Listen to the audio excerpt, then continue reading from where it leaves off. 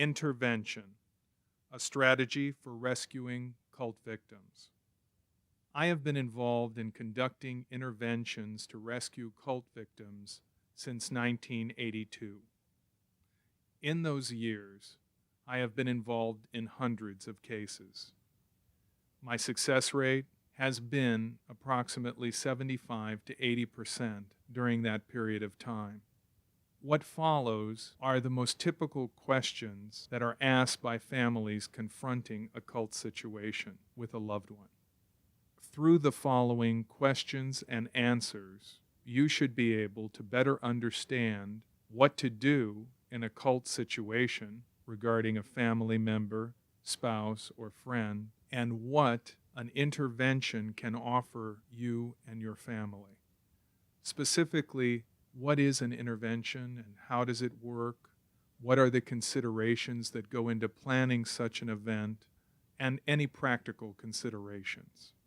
Initially, how should family and friends act when they suspect that someone is involved with a potentially destructive group or leader? Remain calm. You may be wrong.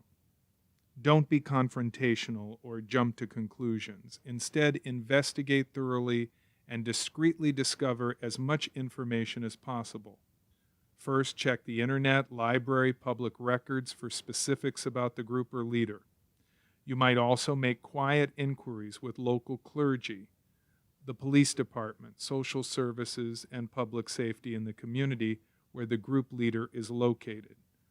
Organize a file for notes, articles, and other information that you may gather. How should family and friends react to someone when they know that person is involved with a potentially destructive group or leader? Be nurturing, loving, and attentive. This may contrast sharply with the treatment they receive from the group or leader. Don't rush to judgment. Remember that doing nothing is always an option available to you. It is also crucial to maintain meaningful and positive communication and seek support from your family and friends. Don't be negative and critical. And remember, when in doubt, don't act. If you are not sure, seek out and gather more information. Staging an intervention with a professional is another possible option, but be sure to make a carefully considered and informed decision before taking any action. Always focus on the facts and your own specific situation. You can also simply wait and see, or possibly discuss your concerns at a friendly meeting if and when the person involved raises some doubts about the group or leader, and or when their involvement begins to raise increasingly serious issues. However, waiting does have its risks. This may allow the group leader time to increase his or her control, which will make an intervention more difficult in the future. What factors prompt people to stage interventions? Family and friends may observe certain serious changes regarding someone they are concerned about, such as deterioration in self-esteem, finances, and physical health. They may see a radical change in personality, typified by obsessive behavior, extreme dependency upon the group or leader, sharply diminished critical thinking, increasing isolation and or negativity, or intensifying hostility towards those outside the group. Another cause for concern might be a sharp and dramatic change in a person's lifestyle, such as suddenly giving up long-held goals, dropping out of school, or shunning family and old friends. Many things, such as the changes previously cited, when done together in a consistent pattern that favors the group or leader, may prompt those concerned to consider taking action, such as staging an intervention. Those concerned may also develop reasonable fears based upon their study of the history of a certain group or leader. The group or leader may have a history of violence, sexual and or physical abuse, financial exploitation, and or medical neglect that causes serious concern. Why are professionals used in interventions? There is no substitute for experience. Professionals who have a work history of facilitating interventions, possibly even with the specific group or leader in question, can make a crucial difference. Concerned families and friends often feel they do not have the knowledge or experience necessary to facilitate as meaningful an intervention as a professional. Many of the same issues frequently arise in interventions, and professional experience provides the expertise needed at crucial junctures within the intervention process. What factors are important when deciding which professional to use for an intervention?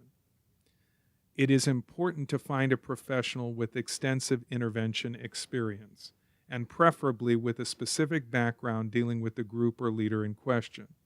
If specific experience with a certain group is not possible, a professional who has worked with groups or leaders that are very similar will be helpful. Compare experience, fees, and projected costs of any professionals considered, and request references. Don't be reluctant to ask a professional about his or her rate of success. That is, specifically, success would be a person who is the focus of concern leaving the unsafe group as a direct result of the work done by that professional. Be frank about any financial considerations and ask for an average total cost per intervention. It is also meaningful to request that a professional provide contact information regarding families and individuals that have experienced both success and failure.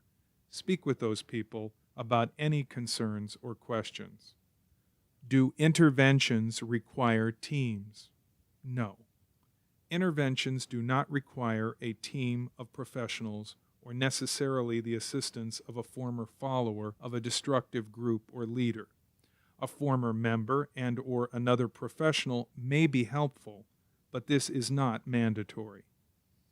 Such additional help should be considered carefully, since a team approach typically increases the cost of an intervention, which may then become prohibitive. In the overwhelming majority of my intervention cases, I have worked alone, and most often the person who is the focus of the intervention will connect better with one professional. It is also important not to overwhelm someone with too many people. This may create the perception that they are being singled out and or ganged up on. One experienced professional working with well-prepared, concerned people and or family is usually sufficient. Is it necessary for an intervention professional to be a former follower of a destructive group or leader? No. It is not necessary, but this could be helpful. In some situations, however, the person who is the focus of the intervention may feel threatened by a former member of his or her own group. They might also be convinced that such a professional is biased or bitter because of his or her past experiences with a destructive group. In such cases, a professional with no such background may appear more objective, less personally involved, and or invested in the outcome. In an intervention, the fact that the intervention professional was once involved in a cult or with a destructive group or leader can be seen as either potentially a plus or a minus. Do professionals in interventions have a personal agenda? No, they should not. The only agenda in an intervention should be sharing information to help an individual make a more informed decision. This is done by helping someone recognize the possible problems posed by their further involvement with a destructive group or leader through a reasonable dialogue and a consideration of the facts. When a professional has a personal agenda, such as evangelism, it complicates an intervention and may exacerbate the situation. This may lead the subject of the intervention to feel that the real issue is not the behavior and influence of the group or leader, but instead a theological debate, specifically that the group or leader is wrong because the family and intervention professional know what belief is right.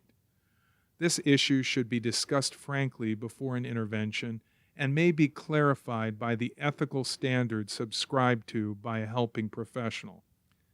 How does this process of planning an intervention with a selected professional begin? The intervention process usually begins with a detailed intake questionnaire or an intake form being filled out by the family or individual concerned. This will include background information about the subject of concern with details about the group. It offers the intervention specialist a broad background or meaningful background of the person that they will be working with, and a detailed description of what the family's particular concerns are, the history leading up to this point, and basically a context for the intervention. What goes on in an intervention? Interventions are really just an opportunity for discussion and dialogue, a review of the history and practices of a group or leader. This often includes looking through documentation such as news articles, media reports, court records, and/or the literature of the group and its leader. The discussion often may center on indoctrinational techniques, the influence of a group or leader, and how certain other questionable groups or leaders may use those same techniques. Videos may be shown to demonstrate and/or illustrate specific points, and at times former followers of a destructive group or leader may join in and contribute to the discussion through their personal experience. Family and friends almost always directly participate, sharing their concerns and insights. Less controversial groups and leaders may also be discussed as examples to offer some contrast with any potentially unsafe practices and situations that are questioned. Is this similar to a drug or alcohol intervention? Yes, there is some correlation between a substance abuse intervention and a cult intervention, but specifically a cult intervention is an educational opportunity, not a confrontation.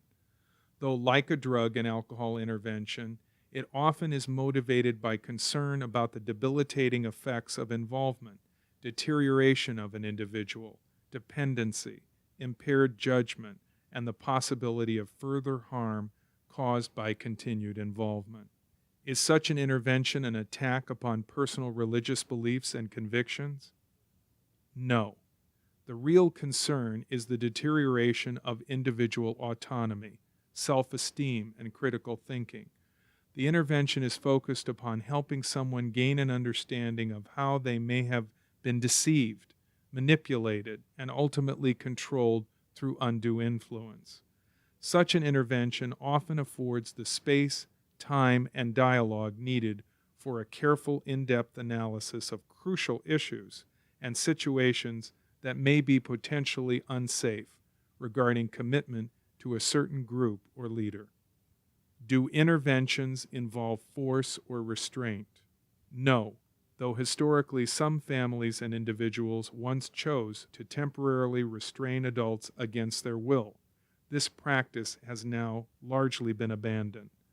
Only in a situation involving a minor child under direct custodial parent supervision or a court-ordered intercession with an adult may someone be held against their will in an intervention.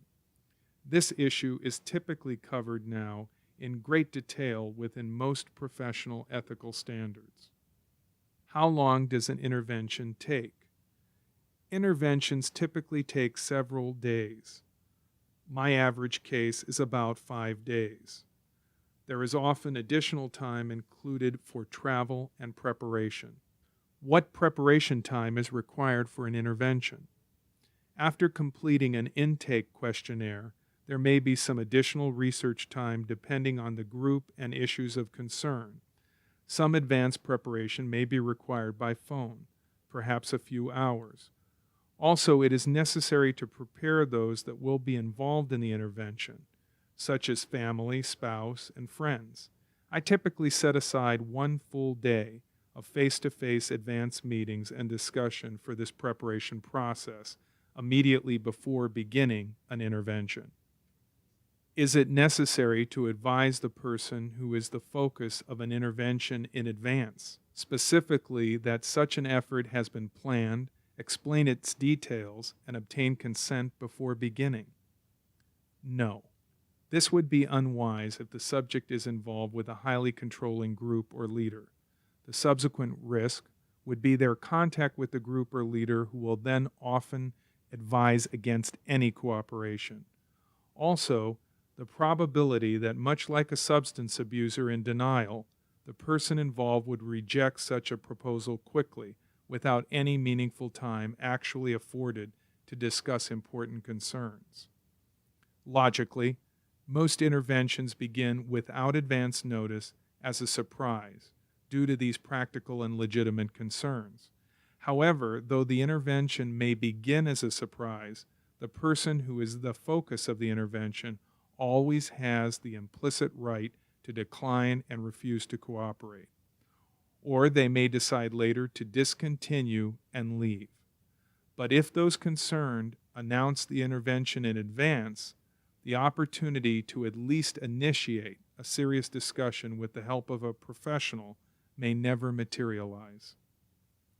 After being retained by any family or individual, I feel it is my inherent obligation to afford my clients at least a basic minimum of meaningful consultation beyond preparation. That is, at least meeting with the person who is the focus of their concern to begin a dialogue. Likewise, it is also my responsibility to offer compelling reasons and information that will engage that person in the intervention process. Surprise is most often necessary to afford an initial opportunity to begin, and simply not announcing or disclosing that an intervention professional is coming or that an intervention is planned is not the same as being deliberately misleading or lying. Is it necessary to deceive the subject of an intervention? No. This would be much like a frequently cited cult rationalization that the ends justify the means.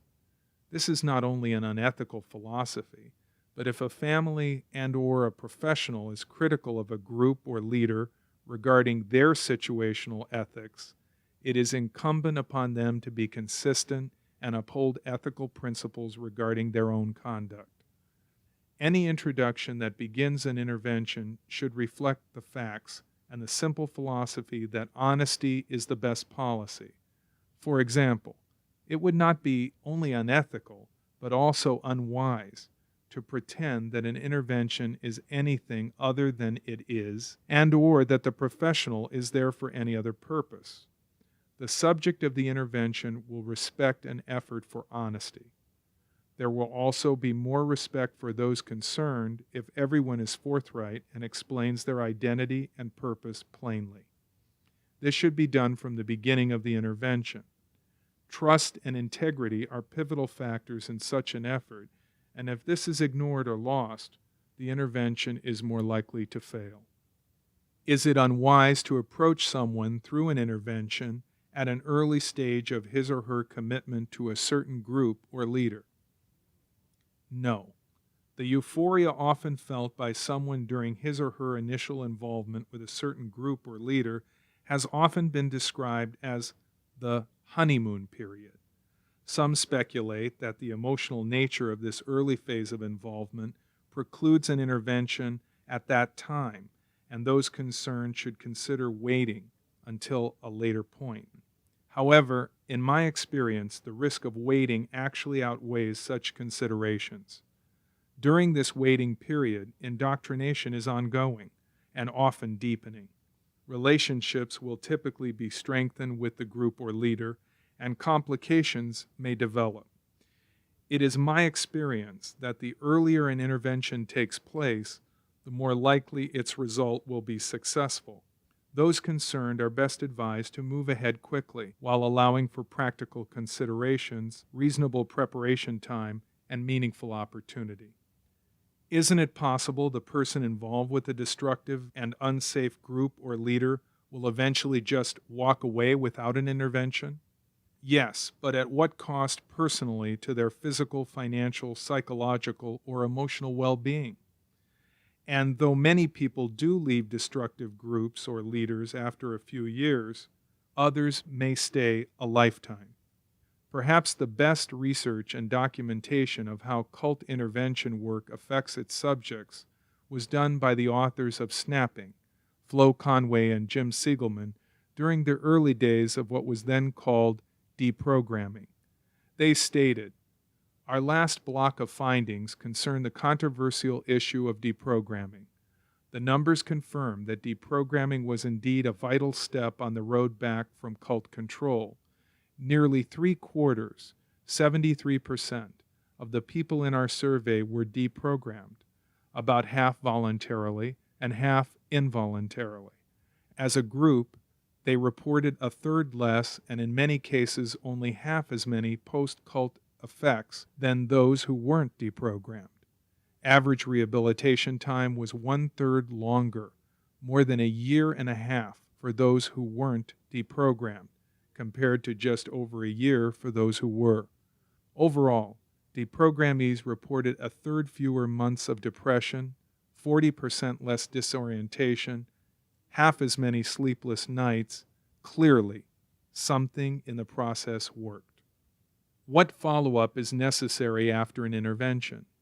If an individual decides to stay with the group or leader, they will need continued communication, love, and understanding. If they leave, usually they will benefit greatly from counseling with a mental health professional. That professional should be knowledgeable and have specific work experience with former followers of destructive cults, groups, or leaders. This period of recovery and transition can be made much easier through such experienced professional help. Wellspring Retreat and Resource Center now provides an individualized program of counseling, instruction, restoration, and relaxation in a comfortable retreat setting for those recovering from negative groups and relationships. They have a professional staff of qualified counselors working under the supervision of a PhD psychologist.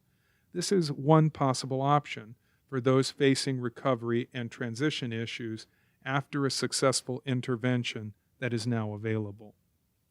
Margaret Singer, noted cult expert and psychologist who has interviewed and helped thousands of former destructive cult members, wrote the book Cults in Our Midst. She devoted an entire section to recovery issues. Likewise, Madeline Tobias and Janja Lalich also include recovery guidelines in their book Captive Hearts, Captive Minds. Reading such material can be helpful, and it may also assist family and friends to better understand the most common steps in the recovery process. What are the risks in staging an intervention? There always is a risk of increased isolation and possible hostility if the intervention fails. This may include a subsequent period of strained communication. After a failed intervention, the group or leader may exert influence to further isolate a follower from family, spouse, and/or friends. In some very extreme situations, a group or leader may respond to an intervention effort by suddenly moving the involved follower without notice to a new location. And subsequently, communication may cease, and both the group or leader and that involved individual may fail to provide meaningful current contact information to family, friends, and those concerned. However, more often than not, any strained communication usually will only last for a relatively brief period. Also, the information shared through the intervention may have a positive effect later. That is, issues and facts discussed during the intervention may resurface at a later time, as the person who was the focus of the intervention moves forward and considers his or her life with the group or leader. Hopefully, such thinking may ultimately lead to doubts about the group and perhaps culminate in a deeper analysis and reconsideration of their commitment at some future date. What percentage of people you work with decide to leave the group or leader after an intervention? Historically, about 75% of the people I have worked with decided to leave the group or leader immediately after an intervention. However, any intervention where there is an opportunity to share information and engage in meaningful dialogue is, in my opinion, worthwhile. Upon what basis do you establish your success rate? My success rate includes all my clients, specifically people from whom I have received a retainer that have expressed an interest in intervention. For a case to be counted as a success, the person who was the focus of concern ceased their involvement with the group or leader in question as a direct result of my work. This includes all the families and individuals I've worked with through both preparation and intervention or consultation, regardless of the length of time I spend with them or with their loved ones. Do the people who leave a group and or leader through an intervention often later go back? No. Other than one isolated case many years ago, none of the people I have worked with that decided to leave a group or leader at the conclusion of an intervention later went back to that group or leader. However, some individuals that did not decide to leave later left, largely due to the information they received during the intervention. An intervention professional should have a detailed fee agreement that itemizes and explains his or her fee structure, costs associated with an intervention, and outlines the terms of the intervention explicitly. Do you charge for phone consultation? No, I don't charge for phone consultation unless already retained on a case. Do you ever take cases pro bono and waive your fees? Yes, I do take some cases on a pro bono basis, but do not waive costs such as phone and travel expenses. Financial need and the specific situation determines my pro bono cases. I can only do a limited amount of pro bono work each year and try to target the greatest need and make the most effective use of my time. What is deprogramming? As leading cult expert and psychologist Margaret Singer has said, deprogramming is providing members with information about the cult and showing them how their own decision-making power has been taken away from them. Specifically, deprogramming is a process of unraveling a program of control. This control may often begin with deception and subsequently rely upon emotional and psychological manipulation. Deprogramming is actually a discussion, a dialogue offering illustrations and detailed descriptions of how people can be controlled through a process of personal manipulation. It is an educational process that may take place through an intervention sponsored by a concerned family and or friends who are worried about the influence of a destructive group or leader upon someone they love and care about. Is cult intervention work today much like deprogramming? Yes, though this process has been refined over the years, it is still essentially based upon the same principles. However, the word deprogramming, as Margaret Singer has noted, is now tinged with memories of the early snatchings and restraint. Most people are reluctant to use it.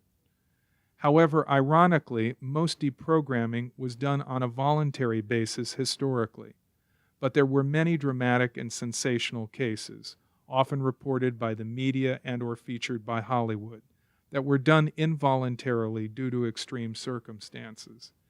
Sadly, many destructive cults made a concerted effort to distort the meaning of deprogramming through well-financed propaganda efforts. This can be understood through a review of the actual history of cult intervention work. Largely as a result of this propaganda effort, many professionals today have a great reluctance to use the word deprogramming and instead use terms such as intervention. Why did some feel involuntary deprogramming was necessary? Many destructive cults, groups, and leaders immediately recognized the effectiveness of deprogramming, and in response began training their members to run away or quickly leave when anyone initiated such an effort.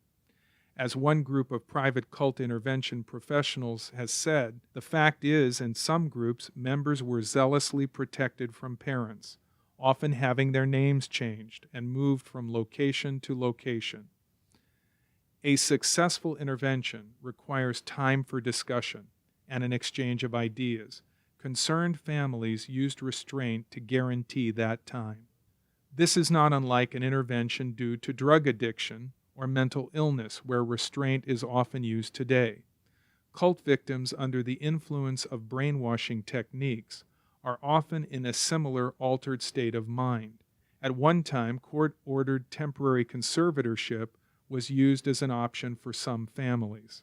However, such provisions were ended largely through the efforts of destructive cults and their lawyers. Have you ever done involuntary deprogramming? Yes. I have personally been involved in about 24 involuntary cases. However, about half of those cases involved minors under the direct supervision of their custodial parent. And as one well-known cult expert has said, forcible intervention was only used as a last resort if all other attempts failed. Are you still doing involuntary deprogramming? No, not with adults. I restrict my involvement in involuntary interventions exclusively to cases with minor children under the direct supervision of their custodial parent or parents. But I am deeply sympathetic to families and individuals that find themselves in such extreme situations in which a voluntary intervention may not be possible. Such extreme situations are historically evident through the cult suicides at Jonestown, Heaven's Gate, and the Solar Temple, and the violent behavior and murders attributed to groups like the Waco Davidians and Aum of Japan. If you are sympathetic to the families that do involuntary interventions, why don't you continue to do such work? It's no longer possible for me, because as one cult intervention professional observed, the truth is that involuntary deprogramming is extremely risky in legal terms. Specifically, destructive cults, groups, and leaders today often maintain teams of lawyers to harass professionals involved in such work, and I cannot afford the expense and time to fight these efforts. Chroniclers of the history of deprogramming and impact of cults, Flo Conway and Jim Siegelman, advise that criminal prosecutions and civil suits charging deprogrammers and sometimes the parents of cult victims with kidnapping and false imprisonment, quote, brought a global chill. In the new climate, judges were deaf to the pleas of parents and families of cult members. Hopefully, someday the need for involuntary interventions will be recognized through new legislation, and families who feel this is their last hope will receive help.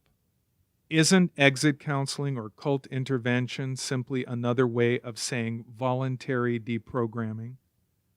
Yes, essentially it is.